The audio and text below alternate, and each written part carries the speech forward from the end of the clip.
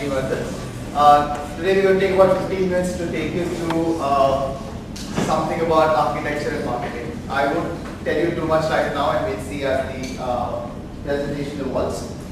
So we want to start off with a question, but we don't want an answer like the other two. So the question is, if you wanted to buy an iPod, where will you buy it from? From this place or from this place? Now I just wanted to keep this question in mind and these two images in mind as we go through the presentation. And this will kind of form the crux of our presentation. Why is it that today, if I gave you the same price, I gave you the same quality, you would want your iPod from here, your iPhones from here, your iPads from here, not from here? You might travel an extra 20 kilometers to go to that place, whereas this could be right outside, you would still not buy your iPod from here. What is it that has happened which has made us buy our iPads and electronic gadgets from stores like this? And that is the underlying theme of our presentation today. So, having said that, what is the commonly accepted knowledge over here? It is that the point of purchase, that is the architecture of the point of purchase, is in some sense a legislation for the product or the service that is sent to me. If I put this in simple terms, the Apple Store somehow tells me something about the product, right? Or similarly, like the place where I get some service tells me something about the product. And that is what you see through these multiple stores, through the malls, etc., which you see in everyday life. And what we want to question is, how have we come to accept this as a fact? Like, it's something which we say that, oh, the Apple Store is good, therefore the product is good. How is this that they have come to accept this as like the absolute truth? And how has this construct been created? And more importantly, is there like an agenda behind this? And that is what we want to explore today. So, our proposition is very simple. Today we've come to accept of this symbolic link between a product and the architecture or the retail space that it stays in.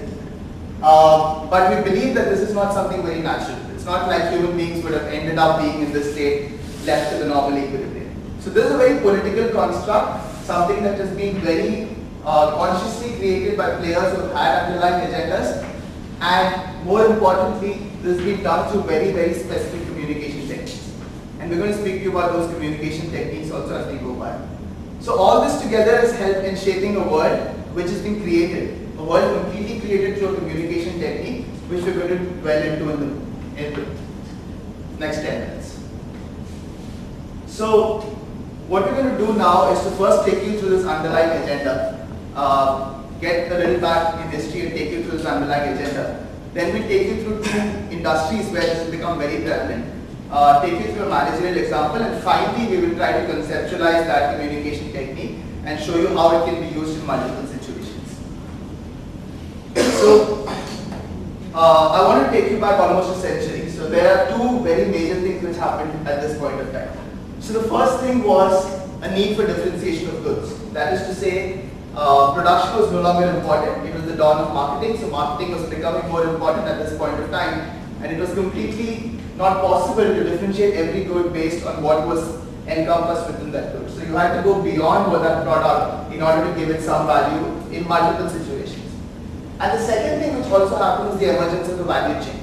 That is, before this, most of the right from procurement to production to distribution to retailing was by one player. Now around the same time you saw multiple guys taking up different parts of the value chain. And these guys did not want all the power to stay with the producer. Everybody wanted a little bit of power, that is, they can somehow shape the value that is being attributed to the product. And that is what exactly brought about to what we call an extension of value creation beyond the product itself. So the value is not just in the product, inherent in the product. I'm not even talking about the symbolic value inherent in the product, but the whole range of where the value resides increases. And that's where your architecture and the retail space bringing in value to the product. Now, I'll pass it to Srivardhan, who will take you through context where architecture has come from being like a deferred sign to be a legitimized sign of the product that is there. Thank you, Vas. So, I've been taking you through two examples of two industries which have their origins in the early 1900s. So, thing is like architecture is an extension of visual communication. So, as in paintings and photographs are two-dimensional form of communication. And architecture is a three-dimensional form of communication, which also involves a temporal dimension. As in, you walk into a building, you walk around the building, and then take in the various aspects of the building, and then that building has a lot of things to communicate to you. So this aspect of design was used in two industries which we see. First is the automotive industry. So in the early 1920s, the automotive industry was seen as a very unreliable industry where the cars had to prove themselves, and since technology hadn't developed so much, cars were not proving themselves. So there had to be an association of status to cars, and architecture of car showrooms was then planned and designed deliberately to push a certain cultural capital to consumers.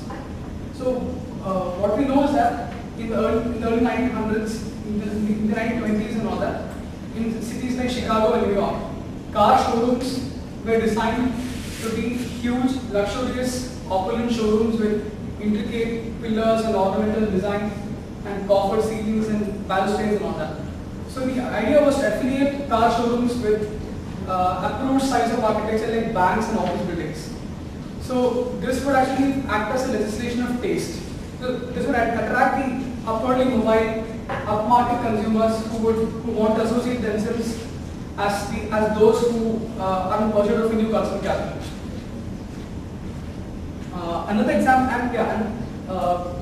through consumption of cars, cars imbibe the quality of the high culture scene that they are in, and by consuming these cars, the cultural capital transfers from the setting to the cars to the consumer. Another example would be the banking industry. So the politics of the representation here is that basically banking is a financial institution which deals in disbursement of funds and taking deposits and all that. So they need banking needed to communicate a sense of permanence and trust and assurance and all that, because people are depositing their money in banks. So this banking has tapped into classic forms of architecture. So if you search in Google for bank logo, you will get this particular symbol, because this is like a heavy building with concrete thick pillars, and like when you walk into a bank, you would see classical classical architecture motifs all around. So this was used to mean that banking is something that has got ancient roots. It's timeless, and people get a sense of assurance that there is any kind of psychological anxiety about their money would be eased out by this particular image communicated by the bank architecture. Certain notions had been established, but they had to be changed. So one example would be the funeral homes business in the US. So there was a notion, like the trend in the early 1900s was that funeral homes were very intricately decorated. They had gilded doors and they had chandeliers, and this led to a strong way of criticism saying that even death has been commodified. So this notion had to be changed, and this was changed through change in design through architecture and interior design. So what now happened was there was a change from the opulent, decorative, highly intricate world-renowned architects to build contemporary design buildings like the NAV and the Lakeview Hostels. So this is like communicating the strategy that IIT is also part of the business school, and we are at par with the business in the rest of the world. So now Srihari will take you through two managerial contexts, and also one context where we suggest a communication technique of So the thing that we've been trying to drive here is basically representation and the politics behind it. The thing that we've seen is architecture has been used as a symbol, and it's used to represent something. And what is the politics that's being used behind it? Two things that we saw, and two managerial contexts that I'm going to explain right now, is the representation that these architectural buildings have, and what is the politics and what's the logic behind having these representations. The first one is malls. There is no better symbol of consumerism than malls are. The core representation behind malls has been that it's a development and economic progress. It's been an aspirational status for everyone, and it gives you a normal feel. Malls have started up in smaller towns. People now are rather going to malls to buy their goods rather than going to an actual marketplace. Now, what was the whole logic behind having all of this? The whole shopping experience of the products changed, and this has acted as a cultural symbol. The politics of representation behind this that we feel is that the products that are being sold, there was no differentiation in the products. And as a retailer, you wanted to change something, you wanted to differentiate yourself. And the differentiation you brought in was in the customer experience, the whole buying experience as you call it. And the way that malls help you do that was give you an aspirational status and give you an elite status in that. And that is what we're saying is the underlying agenda. Now people could sell using a differentiated experience, retailers could now control some part of value creation, and this increased consumerism, whereby you change the whole behavioral pattern and buying pattern of people. The thing that we see right now is that architecture in malls was used as a symbol of representation to bring this political agenda that was behind malls.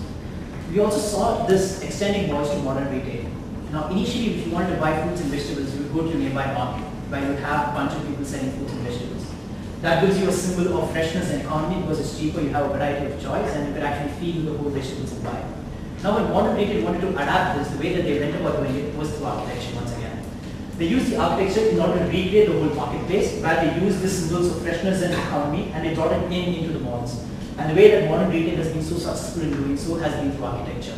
Once again, through the representation of the symbol of freshness and economy, using to fulfill the underlying agenda of politics behind this. The second managerial context that we saw was actually office buildings. Now this is kind of abstract, but the whole hype behind flat organizations has really got up. And the way that we saw was, why would this have to happen? So what's the representation that companies are trying to give? Office spaces are a huge symbol of the organizational culture. Take Google for example, all those beanbags, all those wonderful pool tables, a bar to get your laptop repaired, all that gives the organizational culture that Google actually has, all come out through architecture. Now the reason that firms, the underlying agenda that firms have is to keep employees happy and to go for all sense of equality. You feel that because there are no cubicles, there are no more reserved parking spaces, that all of us are equal, even though there is still a hierarchy that exists in the actual office space. And the way they succeeded brilliantly in doing this was once again using architecture. Now they used architecture as a symbol to satisfy this underlying agenda. And what do they represent? They represented the workplaces to be fun, they represent them as flat organizations. Now no more will there be reserved parking space, no more corner offices, no more cubicles, no nothing. Which basically meant that they used architecture to symbol this whole false sense of equality, when actually that wasn't the case. Now using these, once we knew that this was the agenda that people wanted to achieve, we wanted to know in which other business scenario could this be improved. And the thing that we came up with was organic foods market. Now organic foods is something that's really caught up as a trend in European nations and the US. Now it hasn't caught so much in India. The reason that we think and the problem that we see is the way that organic foods are right now portrayed. You go to any mall or any modern retail, you see that there's an organic department, there's the inorganic foods. The organic foods are obviously costlier, and they're right beside and the exact same architecture that you have. And now we find that the whole difference between organic foods is that it's much more healthier, it's much more fresh, the flavor is much better. Now how do we portray these symbols? The obvious agenda for us is that we want to differentiate organic foods from the other inorganic foods and want to sell and make higher profits. Now can we use architecture to do that? And the answer that we came up with was yes. What we provide as a solution is to come up with this whole architecture of a natural. Now come up with some whole architecture which says there's oneness with nature, have natural grades, have in such a way that people can actually take these vegetables out of the sand where they actually feel these vegetables in their hands. And to make this whole architecture experience of buying organic food totally different, where the user actually feels one with nature, and hence this probably makes sense to do so. Now there is an underlying communication technique that we've used through all of our examples and all these managerial contexts throughout, and it is something that we won't explain to you guys right now. And yes, you have a fancy name for it, and to take you through that is Buzz. So far we've been predominantly talking about how this symbolic relationship between the buildings, between architecture, between retail spaces and product has come about. But we haven't dwelled so much about the communication technique. So before I take you through the nitty-gritties of the technique, I want to tell you what the aim of the technique is. It's something very simple and something we have alluded to multiple times in the presentation. So you have a product with an existing cultural capital, with an existing meaning, which is your buildings, which is your retailer space, which is your banks, which is your nature, etc. Now the idea is you have a product which usually doesn't have a cultural or symbolic meaning. And the idea of this communication technique is to effect this transfer. How do I make that meaning transfer from something which has a cultural meaning in the psyche of society to something which doesn't have cultural meaning? And that is what this communication technique is all about. And there's nothing very new about this technique. It's just that we have tried to abstract this out into two key ideas. So we believe this technique is about two main things. The first one is visual proximity. So what you do is you take the legitimized symbol, which is the building, and the deference symbol, which is different sign, which is let's say your automobile or your bank or anything, and put them together in visual proximity. So it's a purely visual technique. All that you're trying to do over here is to take the two of them and present them in the same frame. Now this could be either in the real world, where you can see a car being put in an architectural place. It could be in the form of corporate communications, where you see the picture of a building put in the annual report. It could be in the form of an advertisement, where you see a skyscraper and a car next to it. So it could be pretty much in any context, but the idea is to put them in the same visual frame. Now just putting them doesn't work. You need to repeat this. The consumer or the person whose mindset you're trying to change needs to have repeated exposure to this visual proximity. So when you do this together, what you end up achieving is a technique which we very fancily call visual proximity rehearsal. But irrespective of what the name is, the point is that with proximity and through multiple rehearsal, you can actually transfer meaning from something which the world has accepted from a legitimized meaning source to something which doesn't have meaning. And that is what this communication technique is all about.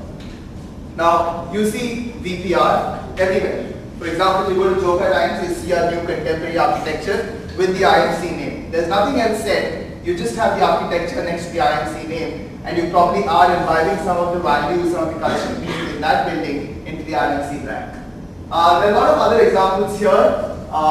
I particularly want to take this one to end. You have a couple in front of the Eiffel Tower. The couple by themselves probably have no meaning, but I put them in front of Eiffel Tower, which has this whole connotation, this whole cultural value of romanticism, romance, and you get that meaning imbibed into that couple. If I showed you just that picture and asked you to describe this couple to me, you would probably say they're romantic. If I put them on a beach and put them in Hawaii, you'd probably tell that they're a fun-loving couple. So it's about how that architecture and putting them together in close proximity takes that meaning out of that architecture into this couple is what this whole technique is about. And with that, we end our presentation.